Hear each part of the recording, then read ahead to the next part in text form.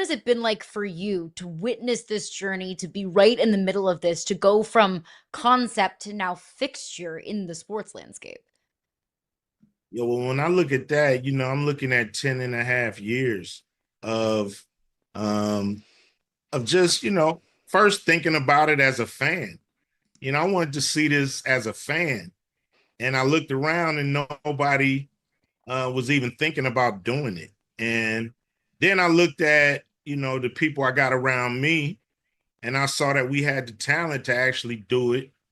Um, I thought we was going to get a lot of love from the NBA, which didn't happen. So that, we had to kind of switch reels and change, you know, energy and make it work. And we had to go through a COVID year where we didn't have a season. And so and then to continue to survive, in a bubble, and all those crazy things that was happening in 2020 and 2021. And it's been a labor of love. Like I said, I did this as a fan because I was sick of hibernating during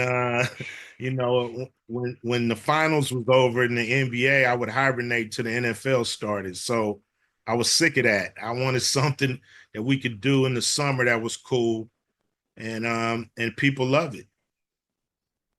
Okay, so you obviously made a big change this year because you got city-based franchises for the first time. Why'd you decide to make that big change? Well, we knew in success this is where we wanted to be. We knew we had to basically introduce the sport to the country. So we wanted to go everywhere we could, showing people how great Big 3 is. Then we knew to really grow this league, we had to sell franchises and set our flag in cities. That's how you really unlock the fan base. And so this is part of the journey. We're in cities now and forever, and we'll continue to add cities and add teams to this league and grow it. So the city model has been perfect for us.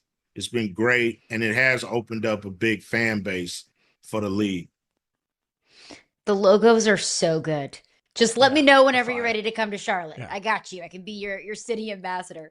Jalen Rose is set to receive the 2025 Ice Cube Impact Award this Saturday. So tell us a little bit about the award, why it's important for you to honor Jalen and his work, and kind of the impact that you hope this continues to grow.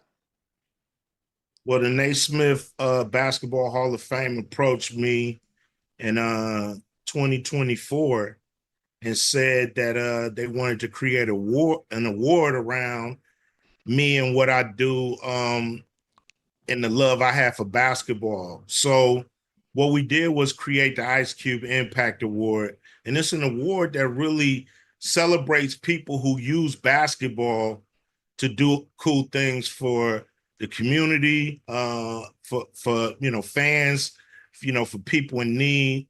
And you look around and Jalen Rose has been a great um, player and a great analyst, but off the court he's been even greater with his academy. And I've been watching him, for it seemed like more than a decade, work hard to really put kids first. So he's used basketball to make the world a better place.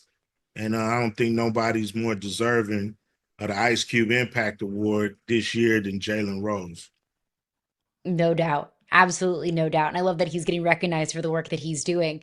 See the hat on your head? You're from LA. You're an LA icon. I know you don't love all the teams in LA, though. You've been very vocal about how you do not love those Clippers. Did you see the most Well, recent news from Pablo Torre that the Clippers might be in a little bit of hot water? What was your reaction to that? um, I'm a bury the hatchet with the Clippers. And, I've given them a lot of grief over the years. So I'm not gonna kick them while they got this issue going on. I'm a fan of Kawhi Leonard, without a doubt. And And so, I just hope it all clear up and there's a great explanation for this. It doesn't look great. And so, hopefully they can kind of, fix whatever's broke over there. Cause, right now the spotlight's on them and it's not looking good. It's turned a new leaf, ladies and gentlemen. We're gonna just hijack this show now, Ice Cube. We're gonna make this a Raider show for a minute because you're obviously the president of Raider Nation. We all know that. I've got a Raiders tattoo. My God. So you and I are going to have a little bit of fun. Okay. This is what we're going to do. Yeah. In honor of your tour, okay, Truth to Power, we're going to play a little game, and we're going to call it Truth or Untruth Raiders Edition. We'll blow through a few of these fast. I'm going to give you a Raiders question. You tell me truth or untruth. So we'll start with the easy one. Raiders making the playoffs this year, truth or untruth? Truth. Oh, see, that's the right answer. It's the only right answer, Caroline. That is the only right answer. Ashton Jeanty wins Offensive Rookie of the Year this year. Truth or untruth? Wow. Truth. I don't see why he can't. It's really, he got the ball in his hand, and we all know running backs can make a big difference from day one. So I don't see why not. All right. I'll give you a tough one. They wrote this in the doc. I'm not sure I agree with it. I'll see what you say. Marcus Allen is the greatest Raider of all time. Truth or untruth? Oh, wow. Now, he's my favorite Raider of all time. Not sure if he's the greatest Raider of all time. Me, I want to go with somebody like Gene Upshaw, Jack Tatum, Kenny Stabler. We got to go with guys who set the tone. We got to go with guys who set the tone, who set the culture. So I'm gonna go. I'm gonna go back and I'll say Al Davis is the greatest Raider. That's a quality answer. All right, we're going to pin you in on this one. This one hits my childhood too. The Las Vegas Raiders don't hit as hard as the LA Raiders did.